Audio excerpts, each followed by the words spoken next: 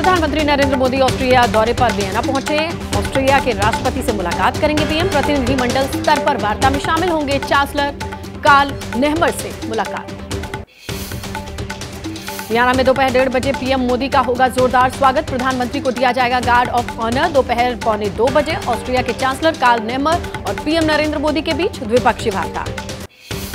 दोपहर 3 बजे ऑस्ट्रेलिया और भारत की व्यापारिक बैठक। शाम 5:30 बजे राष्ट्रपति से मुलाकात का कार्यक्रम। प्रमुख लोगों से बातचीत होगी।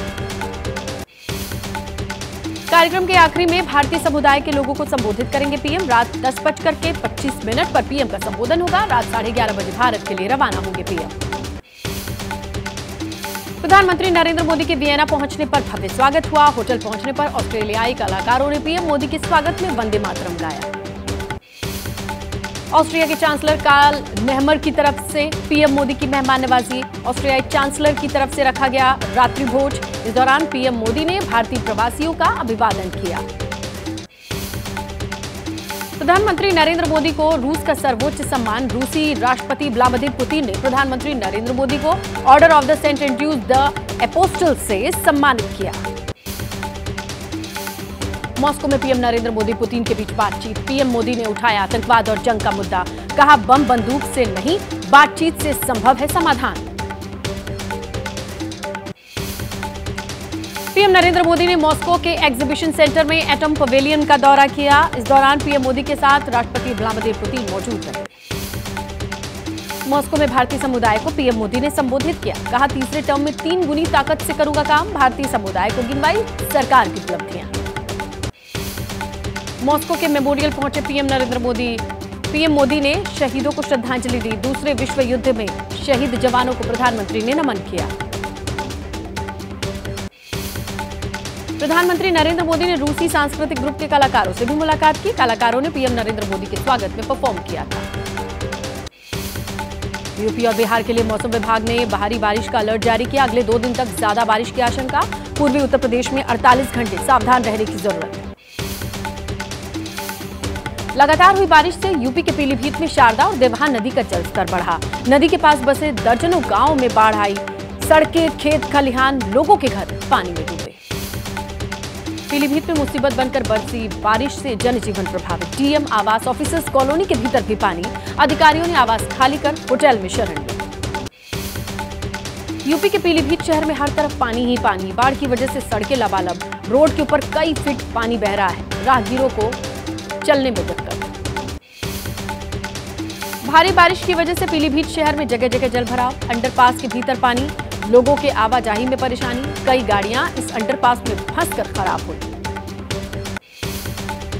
पीलीभीत में बाढ़ की वजह से घरों के भीतर पानी। जलीय जीव रिहायशी इलाकों का रुख कर रहे हैं। मगरमच्छ दिखने से लोगों में दहशत। पीलीभीत में बाढ़ की वजह से रेलवे पुल को नुकसान। पानी के तेज बहाव के साथ बह गया रेलवे ट्रैक। पुल बहने से रेल ट्रैक नीचे की तरफ धंसा। बुलंदशहर में भारी बारिश के चलते शहर में जल भराव। पानी में फंसकर बंद हुई स्कूल बस। बच्चे भी सवार थे। मदद के लिए गुहार लगाते दिखे। बलरामपुर में खतरे के निशान पार बह रही है राप्ती नदी। जलस्तर खतरे के निशान से 64 सेंटीमीटर राप्ती का ऊपर। इलाके के कई इलाकों में बाढ़ का पानी घुसा। खेत खलिहान डूबे। यूपी के बलिया में उफान पर सरयू नदी। बैरिया तहसील क्षेत्र के कई गांव बाढ़ की चपेट में। गोपालनगर टांडी गांव में सरयू का पानी। नदी में समाये 6 लोगों के घर। बलिया में जलयू का जलस्तर बढ़ने से नदी किनारे बसे लोगों की गांवों की मुश्किलें बढ़ी। कई लोगों ने अपने पक्के मकान तोड़कर ईंटें निकाली। ट्रैक्टर ट्रॉली से ईंटें भरकर सुरक्षित जगहों पर शिफ्ट हो रहे हैं लोग। आज लखीमपुर दौरे पर रहेंगे यूपी के सीएम योगी आदित्यनाथ। शारदा बैराज पर जाकर बाढ़ की स्थिति का जायजा लेंगे। प्रभावितों से बातचीत करेंगे। उत्तराखंड के पहाड़ों में लगातार बारिश से चंपावत में बढ़ा शारदा नदी का जलस्तर। बनबसा शारदा बैराज से बड़ी मात्रा में छोड़ा गया पानी। नदी से लगते इलाकों में जारी हुआ अलर्ट। बाढ़ की मार झेल रहे उत्तराखंड के खटीमा के कई इलाके। लोगों के घरों में पानी। कई जगह छतों पर शरण लिए हुए हैं लोग। सड़कों पर जलभराव की वजह से आवाजाही में परेशानी। खटीमा में आई बाढ़ की वजह से घरों से बाहर नहीं निकल पा रहे हैं लोग। रोजमर्रा के कामों के लिए घर से बाहर निकलने वाले लोगों को परेशानी। बच्चे भी नहीं जा रहे स्कूल। 4 दिन से घरों में कैद हैं लोग। खटीमा में रास्तों पर पानी भरने से नाव के सहारे आवाजाही कर रहे हैं लोग। मुख्य मार्ग से लेकर लिंक मार्ग सब कुछ पानी में डूबा। लोगों ने खुद नाव तैयार की और इसी के सहारे घर की जरूरत का सामान ले आ रहे हैं। कर्नाटक के उडुपी में बाढ़ के पानी में फंसी एक कार। सड़क से गुजरते समय पानी के साथ बहने लगी कार। फायर ब्रिगेड कर्मियों की मदद से कार को बहने से बचाया गया। द्वारका में भी बाढ़ की वजह से जनजीवन प्रभावित। नेशनल हाईवे के ऊपर बहने लगा पानी। जान जोखिम में डालकर आवाजाही करते नजर आ रहे हैं लोग। शहरों में तालाब जैसा मंजर। गुजरात के अमरेली में हुई मूसलाधार बारिश लोगों की मुश्किलें बढ़ा रही है। बरसाती नाले के बहाव में एक कार फंस गई। लोगों ने बड़ी मुश्किल के बाद इस कार को निकाला। एक बाइक सवार भी बहते बहते बचा। कोसी नदी का जलस्तर बढ़ने से बिहार के सुपौल में हालत खराब है। नदी से लगते इलाकों में बाढ़ आ गई। कोसी बैराज के सारे गेट खोलने से निचले इलाकों में पानी ही पानी। कोसी बैराज से छोड़े गए पानी से नदी के आसपास बसे गांव में बाढ़ है। सड़कें रिहायशी इलाकों में पानी ही पानी। शहरों से कटा गांव का संपर्क। पानी कम होने के इंतजार में ग्रामीण। बिहार के मोतिहारी में सिकरहना नदी में जलस्तर की बढ़ोतरी है। नेपाल से हो रही बारिश के बाद वाल्मीकि नगर बैराज का पानी छोड़ा गया। इलाके बाढ़ की चपेट में। मोतिहारी के सिकरहना नदी का पानी कई इलाकों में दाखिल हुआ। गांव में घुसा पानी। घर खाली कर ऊंचाई वाली जगहों पर शिफ्ट हो रहे हैं लोग। बरसात के मौसम में तंबू में दिन गुजारने को मजबूर हैं लोग। बिहार के पूर्वी चंपारण में गंडक नदी का जलस्तर बढ़ा। इलाके के कई गांवों में बनने लगे हैं बाढ़ के हालात। बाढ़ के पानी में डूबा एक स्कूल।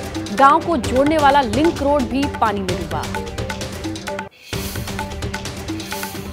गोवा के कोंकण रेल ट्रैक पर पड़ने वाला सुरंग घंटों तक बंद रहा। सुरंग के भीतर पानी भर गया। पानी के साथ बहकर आया था कीचड़। भारी बारिश की वजह से टनल के भीतर पानी। पूर्वी मध्य प्रदेश में अगले 2 दिन भारी बारिश का अलर्ट है। असम मेघालय में भी आज और कल भारी बारिश की चेतावनी। प्रशासन को अलर्ट रहने के निर्देश दिए गए। असम में बाढ़ की वजह से 7 और लोगों की मौत। बाढ़ से मरने वालों की संख्या बढ़कर हुई 79। बाढ़ की वजह से असम के कई जिले प्रभावित। सुरक्षा के लिहाज से गांव खाली कराए गए। पश्चिम बंगाल सिक्किम में बरस सकती है आफत की बारिश। अगले 2 दिन अलग अलग जगहों पर भारी से ज्यादा भारी बारिश की संभावना। अलर्ट पर आपदा प्रबंधन टीमें। जम्मू कश्मीर के डोडा जिले में आतंकवादियों से मुठभेड़ जारी। सुरक्षा बलों ने डोडा के पहाड़ी और जंगल से घिरे इलाके में आतंकवादियों को घेरा। रुक रुक कर जारी है दोनों ओर से गोलाबारी। कठुआ पहुंची एनआईए की टीम आतंकी हमले की जांच में जुटी। घटनास्थल का दौरा किया। आतंकियों के हमले में 5 जवान शहीद हुए। सूत्रों के मुताबिक पाकिस्तान ने कराई पीओके के रावलकोट जेल को ब्रेक। 20 आतंकी फरार हुए, जिसमें गाजी शहजाद अहमद भी फरार हुआ था। शहजाद के भारत में घुसने की आशंका। 14-15 अगस्त से पहले बड़े हमले की तैयारी में आतंकी। सूत्रों के मुताबिक पाकिस्तानी जेल से भागे आतंकियों में से 6 आतंकी भारत में घुसे हैं। 3 बड़े जगहों पर हमले की है प्लानिंग। कठुआ आतंकी हमले में उत्तराखंड के 5 सपूत शहीद। आज शहीदों को अंतिम विदाई दी जाएगी। टिहरी पौड़ी गढ़वाल के 2 रुद्रप्रयाग के रहने वाले एक सपूत की शहादत। दिल्ली के जॉली ग्रैंड एयरपोर्ट पर सीएम धामी ने शहीदों को श्रद्धांजलि दी। कठुआ में हुए आतंकी हमले में उत्तराखंड के 5 जवानों की शहादत। उत्तराखंड में छाई शोक की लहर। सीएम धामी ने कहा, बलिदान व्यर्थ नहीं जाएगा। देश इसका जवाब देगा। आतंकवाद का खात्मा होगा। हम इसके लिए सब कुछ करेंगे। रुद्रप्रयाग के रहने वाले थे शहीद आनंद सिंह। पौड़ी गढ़वाल के थे कमल सिंह और अनुज नेगी। टिहरी गढ़वाल के ही रहने वाले थे आदर्श नेगी और विनोद सिंह। रुद्रप्रयाग के कांडा भरदार के रहने वाले शहीद आनंद सिंह रावत। शहादत की सूचना मिलते ही ग्रामीणों आसपास लोगों का उनके घर पर जमावड़ा लगा। गमगीन माहौल। टिहरी जिले के थाती गांव के आदर्श नेगी भी शहीद हुए हैं। सूचना मिलते ही गांव में शोक की लहर। 26 साल की उम्र में देश के लिए जान न्यौछावर किए। आतंकी हमले की कांग्रेस ने निंदा की। शहीदों को नमन किया। कांग्रेस नेता दीपेंद्र हुड्डा ने कहा, सरकार को गंभीरता इस विषय से लेना होगा। आतंकियों को उन्हीं की भाषा में जवाब देना होगा।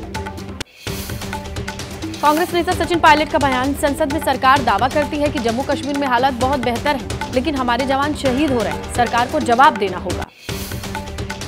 कांग्रेस नेता मनीष तिवारी ने कहा, बीते 7 महीने में जम्मू कश्मीर में 24वां आतंकी हमला है। क्यों लगातार आतंकी हमले हो रहे हैं? सरकार से कड़ी कार्रवाई की उम्मीद है। कठुआ आतंकी हमले पर आरजेडी नेता मनोज झा ने कहा, बड़ी बातें हो रही थी कि धारा 370 हटाने के बाद हालात सामान्य हैं। क्या ये सामान्य हालात के लक्षण हैं?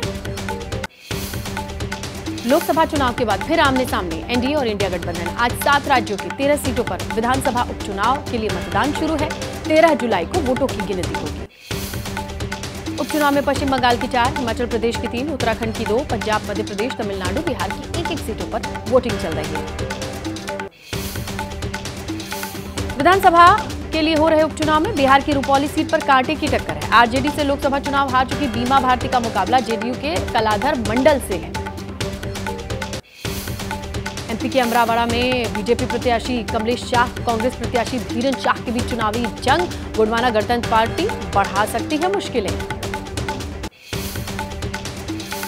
हिमाचल में सीएम सुक्खू की साख दांव पर। देहरा सीट से कांग्रेस ने मुख्यमंत्री सुखविंदर सिंह सुक्खू की पत्नी कमलेश ठाकुर का मुकाबला होना है बीजेपी के होशियार सिंह से।